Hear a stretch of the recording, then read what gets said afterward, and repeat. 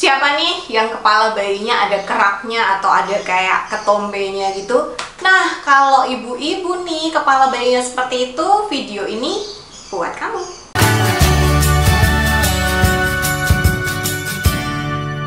Halo, selamat datang di Kriwil Life, ngobrolin kesehatan bareng aku Bidan Kriwil. Hari ini aku akan bahas kerak pada kepala bayi atau biasanya disebut cradle cap, atau nama medisnya adalah dermatitis seboroid gitu ya.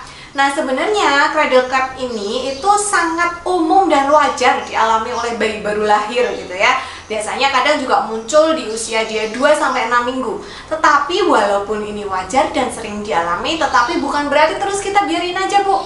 Tapi ini juga harus dibersihkan, karena selain ya dipandang juga nggak enak ya, ini bisa menyebabkan rasa tidak nyaman pada bayi yang nanti ujung-ujungnya bayinya itu jadi rewel. Cradle cap itu seperti apa sih? Mungkin ada ibu-ibu yang belum tahu ya soal cradle cap ini. Jadi ciri-cirinya adalah ya di kepala ini kayak ada keraknya, kayak ada sisiknya, kadang-kadang hanya berbentuk putih-putih gitu seperti ketombe, tampak kering dan mengelupas. Tetapi kadang juga ada seperti yang kulit menebal gitu terus mengelupas gitu kayak berminyak gitu ya. Dan kalau misalnya ini dikopak gitu atau terkelupas, itu kulitnya itu akan menjadi kemerahan gitu. Jadi sebenarnya memang mirip ketombe sih kalau pada orang dewasa, tetapi ini dalam jumlah yang banyak gitu. Biasanya cradle cap ini seperti namanya adanya di bagian kepala atau di belakang telinga, tetapi ada juga yang dia sampai di kening-kening atau di sekitaran alis sini juga bisa gitu. Nah, sebenarnya biasanya cradle cap ini akan berkurang atau hilang saat bayinya udah gede gitu, udah 1 tahunan gitu. Tapi seperti yang aku sampaikan di awal tadi, walaupun memang wajar dan sering terjadi, tapi tetap harus dibersihkan. Sebenarnya apa sih penyebab si cradle cap ini? Nah, penyebabnya itu sebenarnya belum pasti gitu ya. Ada beberapa hal yang mungkin atau diduga menyebabkan cradle cap ini. Jadi ada yang menyebutkan bahwa cradle cap ini bisa juga disebabkan karena bayinya alergi atau karena kondisi lingkungan yang kurang bersih. Ya seperti kita tahu bayi itu kan gampang keringetan. Tapi kalau misalnya sarung bantalnya jarang kita ganti gitu, akhirnya sarung bantal yang basah itu ya jadi kayak gitu tempat jamur, tempat bakteri, atau misalnya spraynya atau gendongannya yang kotor. Nah, itu juga bisa menyebabkan cradle cap ini. Terus cradle cap ini juga bisa disebabkan karena hormon ibu yang terbawa oleh bayi, yang akhirnya membuat kelenjar keringat di bayi ini tuh lebih aktif daripada biasanya gitu, sehingga dia menghasilkan minyak yang lebih banyak, sehingga akhirnya muncullah cradle cap ini. Bisa juga karena ada jamur yang tumbuh di sini gitu ya, dan ini biasanya kalau yang dari jamur itu dia rasanya gatal sehingga anak-anak kadang rewel seperti itu. Lalu bagaimana cara menyembuhkannya gitu? Sebenarnya kalau misalnya pengen menghilangkan keraknya, ibu-ibu bisa menggunakan kain yang lembut dan halus gitu untuk membantu menggosok si keraknya ini supaya lebih mudah hilang.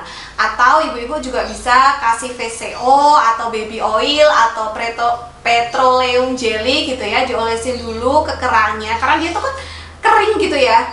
Nanti kalau misalnya kita kasih oil tuh harapannya dia jadi lebih basah, atau kalau bahasa Jawanya medok gitu, jadi mudah dibersihkan, mudah dihilangkan gitu. Jadi bisa dikasih dulu, tetapi jangan terlalu lama juga. Kalau misalnya kita kasih minyaknya terlalu lama, didiamin sampai 1 jam gitu, nah itu nanti justru akan memperparah si keraknya ini. Jadi sebentar aja, yang penting keraknya itu nanti lunak dan mudah dibersihkan gitu. Kemudian bisa pakai sampo yang biasanya digunakan, agak sedikit lebih ekstra gitu membersihkannya. Makanya tadi aku bilang bisa pakai kain yang lembut, jadi kita bisa sambil gosok-gosok gitu. Kalau misalnya pakai tangan agak-agak, ya nggak mungkin kan kita pakai tangan dikeramasin bayinya kayak kalau kita keramas gitu kan, nggak mungkin gitu. Jadi bisa pakai bantuan kain yang halus itu tadi atau kasa yang lembut gitu, bisa dipakai untuk membantu menggosok si cradle cap ini supaya bersih.